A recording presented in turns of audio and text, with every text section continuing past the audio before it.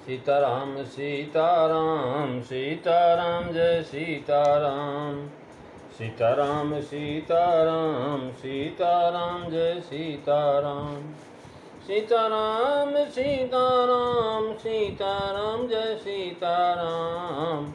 सीताराम सीताराम सीताराम जय सीताराम। बोलिए सियावर रामचंद्र भगवान की जय। वृंदावन बिहारी लाल की जय। उमापति महादेव की जय। पवन सुत हनुमान की जय। सब संतन की जय, सब भक्तन की जय। सच्चियाँ जोता वाली माता तेरी सदा ही जय। बोल सनातन धर्म की जय। सदगुरुदेव महाराज की जय। नमो पार्वती पते हर हर महादेव। जय जय सीताराम। आदरणीय विद्वजन, श्रद्धारूपा देवियों एवं विश्वासरूपी कथा श्रोताओं, भगवत सानिध्य में भगवान का चिरस्मरण करने के लिए हम लोग उपस्थित हुए हैं। आइए थोड़ी देर भगवान के चरणों में ध्यान लगाते हुए भगवान के कुछ लीला चित्रों का स्मरण करें। पिछली चर्चा में आप जो है श्री राम नाम की महिमा को श्रवण कर रहे थे, जिसमें बालकांड के दोहा नंबर 19 की दूसरी चौपाई में तुलसीदास जी महाराज लिखते हैं कि जो महाराज श्री राम नाम विधि हरिहरमय है, वेदों के प्राण हैं, माइक गुणों से परे, उपमा रहित और दिव्य गुणों के निधान है। तुलसीदास जी लिखते हैं कि विधि हरिहरमय वेद प्राण सो, अगुण अनुपम गुण निधान सो, मंगल भवनो अमंगल हरि, रवहु सुदशरथो अजीर बिहारी।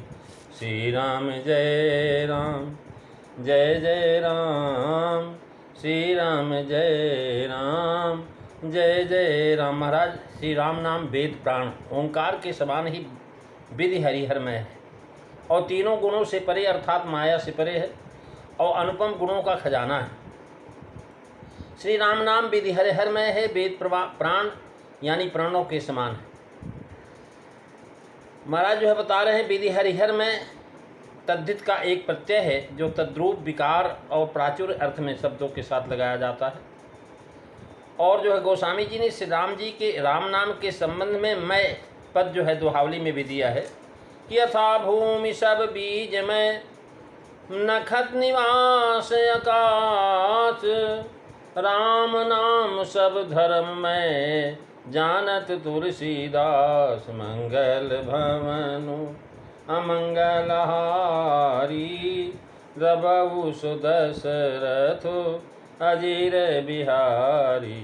श्री राम जय राम जय जय राम, श्री राम जय राम जय जय राम। इस दोहे का मैं करार्थक के लिए प्रमाण मान करके विधि हरिहरमय का आशय यह होता है कि श्री राम नाम ही मानो विधि हरिहर के रूप हैं, यानी ब्रह्मा विष्णु महेश इनके रूप हैं, जिसके सृष्टि को उत्पत्ति पालन और संहार होता है।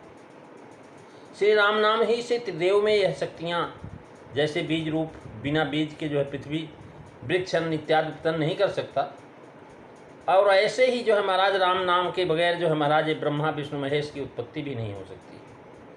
राम नाम प्रभावेण स्वाम्भ्यो सृजते जगत, बिभर्तिम सकलम विष्णु सियम संहरते पुनः।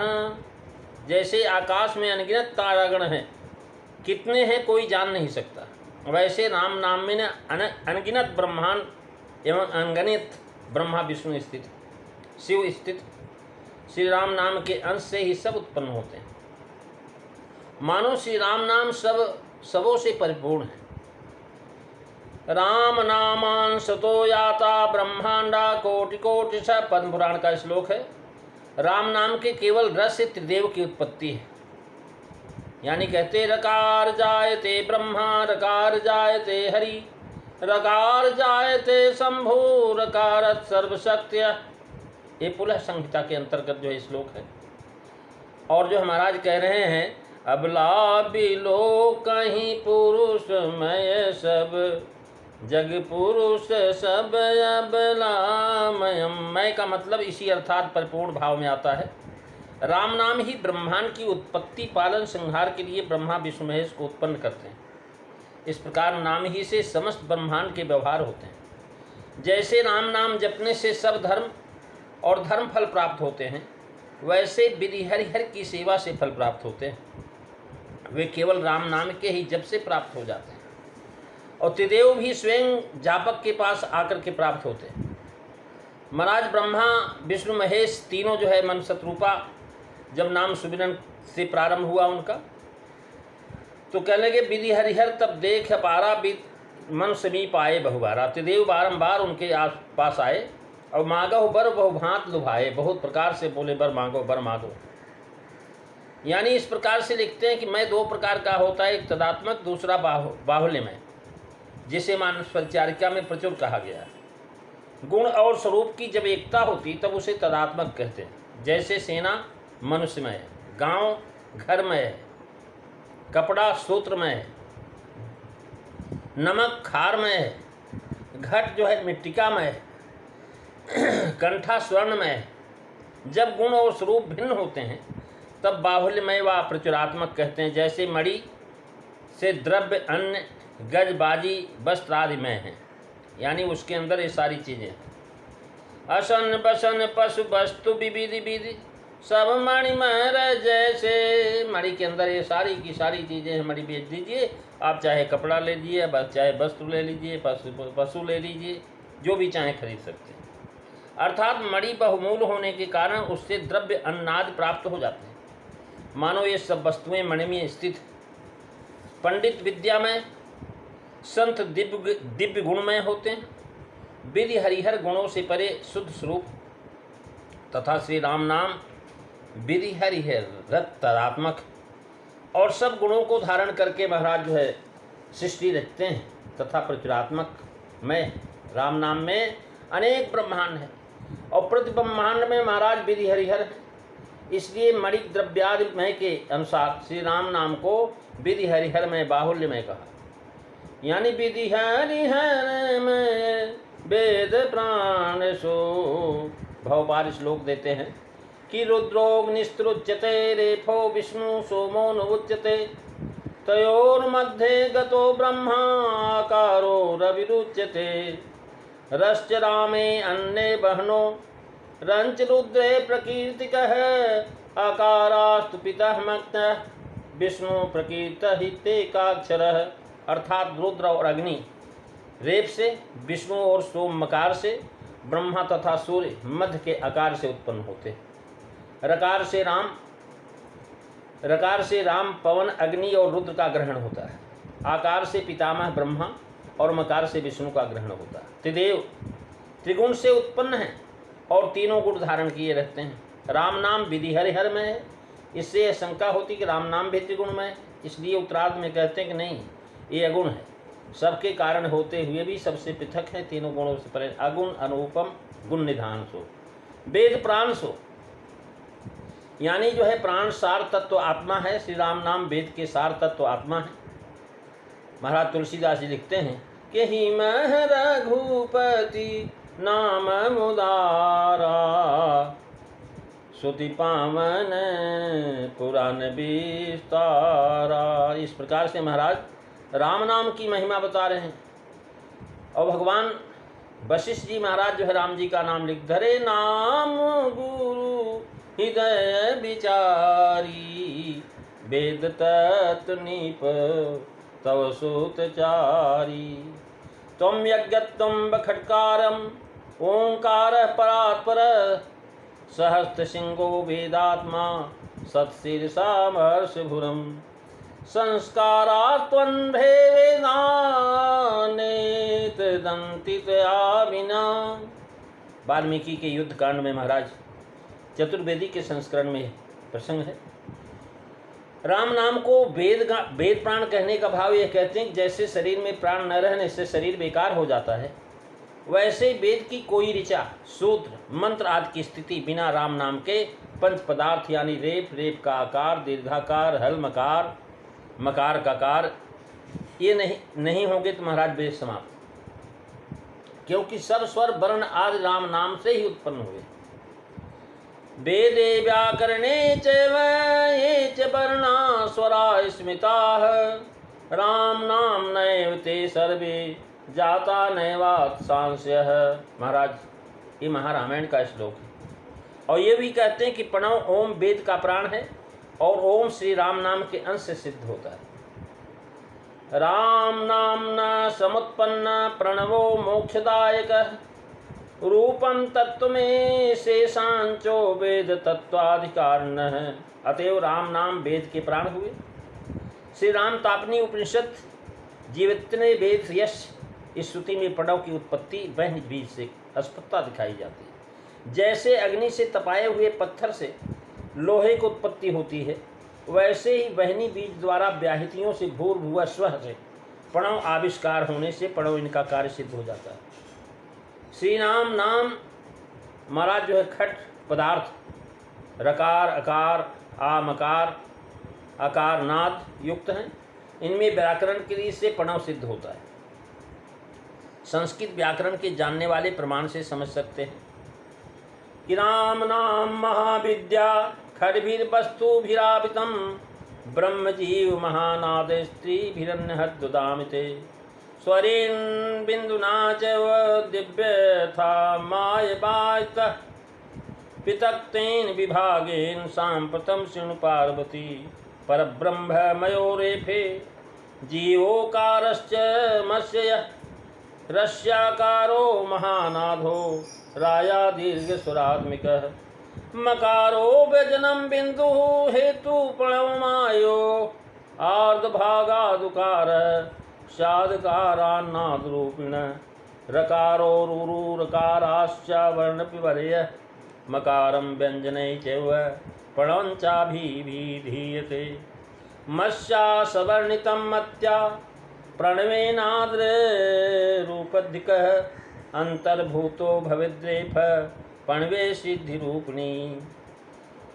महाराज व्याकरण नियम से व्याकरण के अनुसार जो कह रहे हैं कि महाराज विपर्य विकार का नाश हो जाता है। महर्षि पाणिनि ने इसीलिए उणायोद बहुलम सूत्र लिखा है, अर्थात नामों में अनुकूल धातु उनके आगे प्रत्यय आदि जो उसके आगम लोप आदि कार्य अनुलोप किए जाते हैं।